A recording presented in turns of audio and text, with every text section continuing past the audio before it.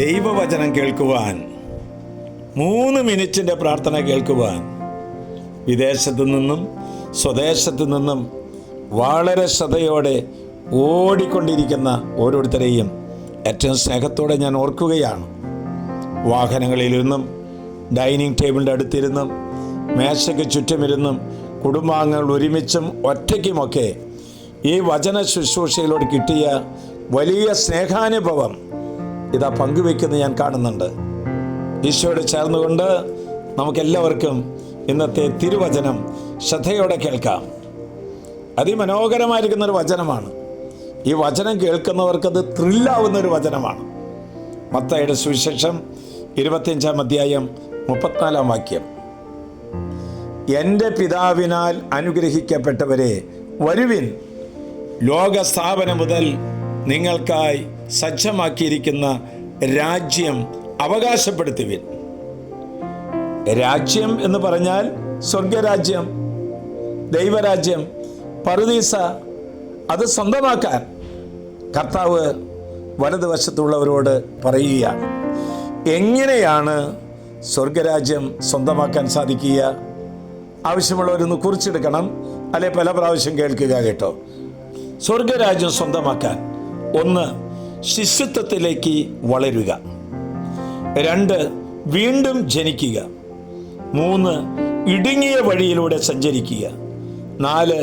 പശ്ചാത്തപിച്ച് മാനസാന്തരപ്പെടുക. 5.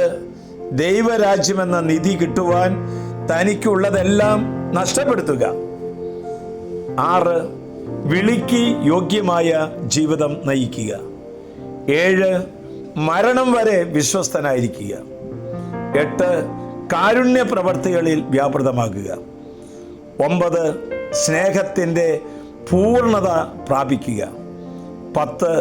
വിശ്വാസം കാത്ത് ആത്മീയ ഓട്ടം ഓടുക. ഈ 10 കാര്യങ്ങൾ, ഒരു 10 കാര്യങ്ങൾ അല്ലേ, നിങ്ങൾ നിങ്ങളുടെ പ്രിയപ്പെട്ടവർക്കൊക്കെ ഷെയർ ചെയ്യോ?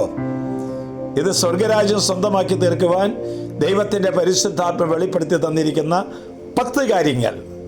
ഇതിലൂടെ സ്വർഗം നമുക്ക് സ്വന്തമാക്കി തീർക്കാൻ ദൈവം അനുവദിക്കട്ടെ. അതിനുള്ള വലിയ പ്രസാദവരം പരിശുദ്ധാത്മാവിലൂടെ, വചനത്തിലൂടെ, കൂദാശകളിലൂടെ നമുക്ക് ഓരോരുത്തർക്കും കിട്ടട്ടെ എന്ന് ഞാൻ പ്രാർത്ഥിക്കുകയാണ്.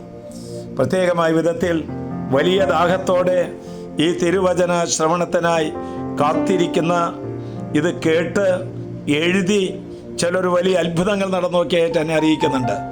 അച്ഛൻ പറയുന്നത് കൃത്യമായി അതുപോലെ എഴുതിയെടുത്ത് അതിൻ്റെ ഫലമായി കുടുംബത്ത് വലിയ ആശ്വാസം കിട്ടിയതായി. ദൈവം അനുഗ്രഹിക്കട്ടെ.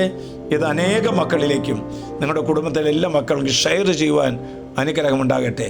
ആശ്വാസപ്രദമായ രാത്രി, പ്രതീക്ഷാ നിർഭരമായ പ്രഭാതം, സൽപ്രവർത്തികൾ നിറഞ്ഞ ദിവസം നൽകി നമ്മെ എല്ലാവരെയും അനുഗ്രഹിക്കട്ടെ. സ്വർഗത്തിൻ്റെ വാതിൽക്കൽ വിശുദ്ധനായ പത്രോസ്ലീഹയോട് ചേർന്നുകൊണ്ട് ഈശോ ഇതാ നമ്മുടെ മുമ്പിൽ വന്ന് നിൽക്കുന്നു.